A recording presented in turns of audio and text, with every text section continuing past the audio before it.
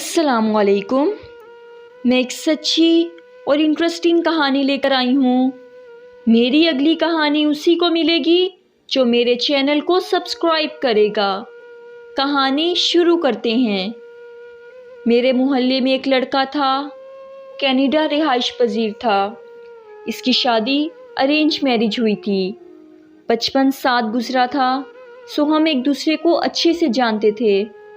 इसकी 2 बेटियां और 1 बेटा है। मुझे उसकी शादी के बारे में बिल्कुल कोई इल्म न था, ना ही मैं इसकी बीवी को जानता था। 15 साल के बाद वो अचानक मेरे घर आया। दरवाजे पे दस्तक हुई।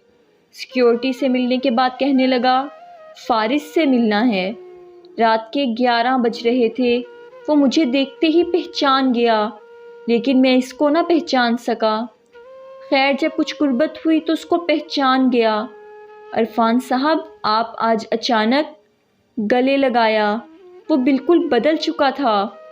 सर के बाल झड़ चुके थे, गंजापन आ चुका था। मुझे देखकर बोला, फारिस साहब, आप तो बिल्कुल नहीं बदले। जैसे 15 साल पहले थे वैसे ही हो।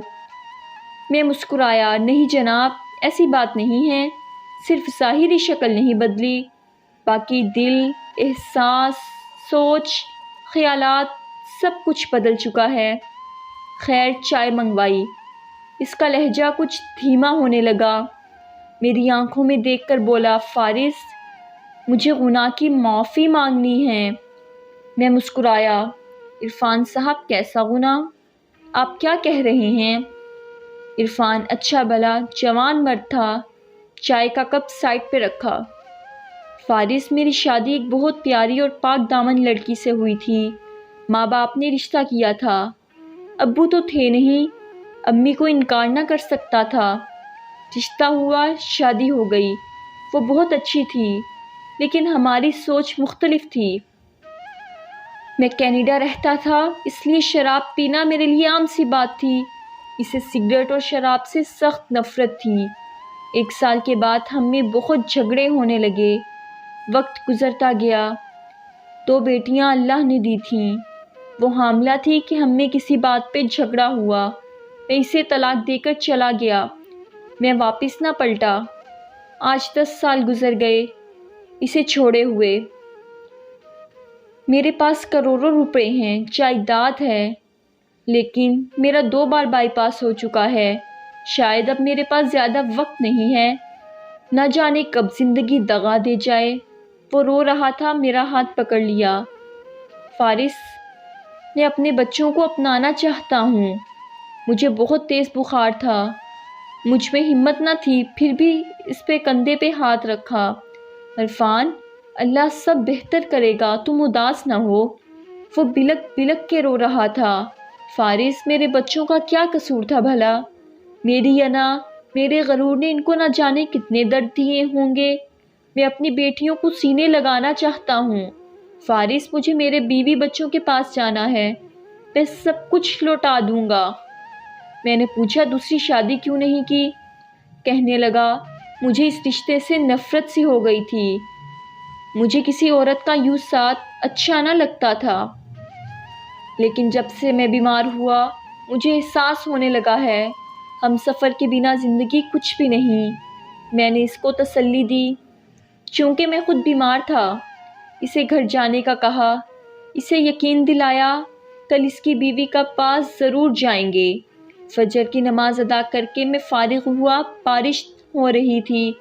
वो भीगा हुआ मेरे दरवाज़े पे आ खड़ा हुआ। इसकी आंखें सुर्ख थीं, सूज चुकी थीं। यूँ लग रहा था वो रात भर सोया नहीं।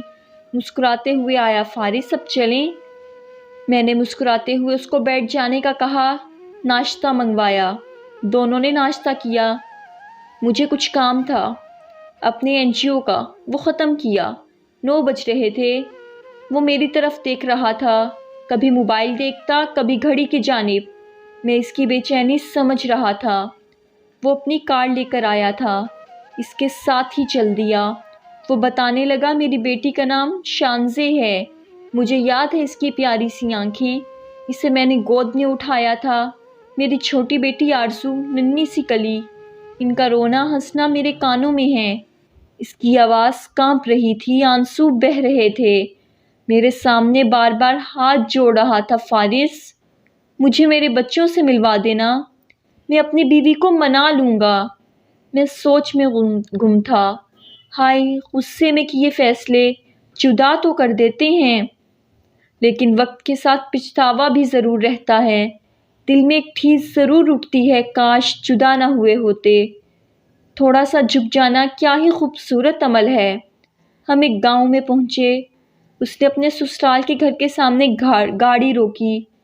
10 سال بعد وہ وہاں لوٹا تھا۔ فارس، یہ ہے میری بیوی سجل کا گھر۔ دروازے پر دستک دی۔ کچھ لمحے بعد ایک چھوٹا لڑکا باہر آیا، ہم کو دیکھ کر خاموش کھڑا رہا۔ میں نے نام پوچھا، پھر پوچھا اپنے بابا کو بھیجو۔ وہ آہستہ سے بولا، پاپا نہیں ہیں، ماما ہیں۔ دوڑتا ہوا گھر میں گیا۔ اتنے میں ایک عورت باہر آئی، وہ عرفان کو دیکھتے ہی پہچان گئی۔ تم یہاں؟ وہ عورت عرفان کی بیوی سجل کی بھابھی تھی۔ عرفان رونے لگا۔ بھابھی، سجل کہاں ہے؟ بھابھی غصہ کرنے لگی۔ میں نے سمجھایا، پلیز غصہ نہ کریں۔ خیر، مختصر یہ کہ بھابھی بھی آ گئی اور بھائی بھی، سجل کے۔ معلوم ہوا ماں باپ مر چکے ہیں۔ سجل کا بوجھ ہم اٹھا نہیں سکتے تھے۔ وہ دوسرے محلے میں کرائے کے گھر میں اکیلی رہتی ہے بچوں کے ساتھ۔ ہم وہاں چل دیے۔ وہ کچا سا مکان، لکڑی کا دروازہ، گھر تو برائے نام تھا۔ دستک کیا دیتے اندر داخل ہوئے۔ گوری چٹی سی بالکل ایک گڑیا، پرانے سے کپڑے پہنے، نلکی کے پاس بیٹھ کے برتن دھو رہی تھی۔ دوسری لڑکی ننگے پاؤں جھاڑو دے رہی تھی۔ عرفان دیکھتے ہی اپنی بیٹیوں کو پہچان گیا۔ آنکھوں میں آنسو تھے۔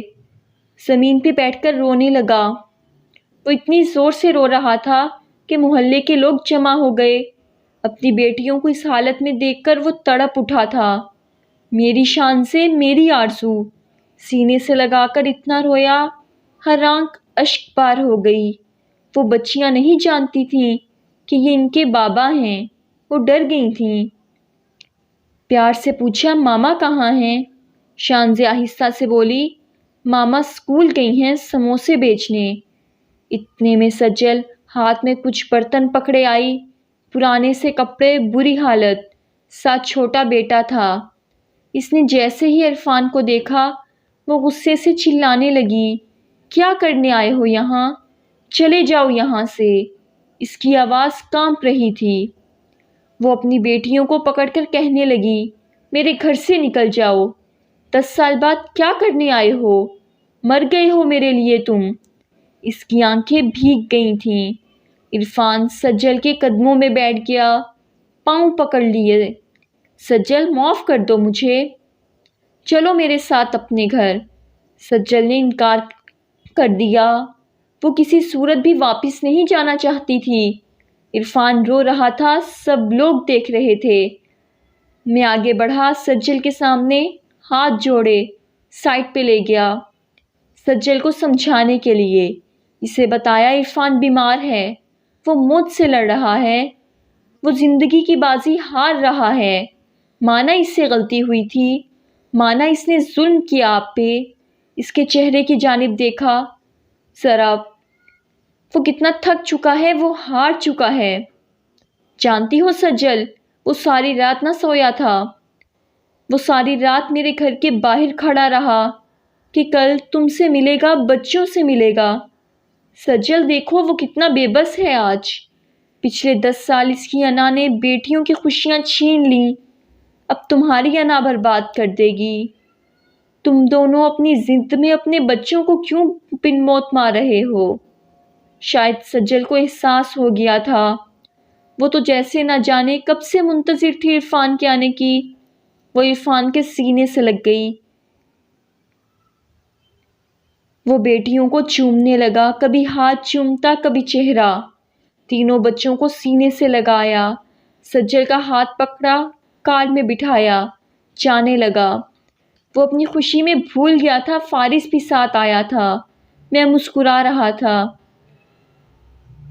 شکریہ یا اللہ، تم نے ان لوگوں کو سمجھ عطا کی اور ایک کر دیا۔ کار تھوڑی دور گئی پھر رکی، واپس آئے۔ عرفان جلدی سے اتر کر آیا۔ فارس بھائی میں آپ کو بھول گیا تھا۔ میں نے عرفان کے کندھے پہ ہاتھ رکھا۔ عرفان جاؤ، اپنے بیوی بچوں کے ساتھ زندگی گزارو، خوش رہو۔ وہ لاکھوں دعائیں دے رہا تھا، سب بہت خوش تھے۔ بچے بار بار کار کو دیکھ رہے تھے، کبھی بابا کی طرف دیکھتے۔ فارس کی بات سمجھ، میرے معاشرے کے لوگوں میں تم لوگوں کے لیے کھلی کتابیں چھوڑ کر جا رہا ہوں۔ میں چیخ چیخ کر نصیحتیں کر رہا ہوں، میں سچی باتیں آپ کے دل کو صدقہ کر رہا ہوں۔ پلیز فارس کی کہی ہر بات کو دل میں بسا لو کہ نہ زندگی سدا ہے نہ آنا باقی رہے گی۔ یاد رہے، ان میں طلاق صرف ایک بار ہوئی تھی۔ یہ تھی میری آج کی کہانی۔ مجھے امید ہے کہ آپ کو پسند آئی ہوگی۔ پلیز لائک کریں، کمنٹ کریں اور اپنے دوستوں میں زیادہ سے زیادہ شیئر کریں۔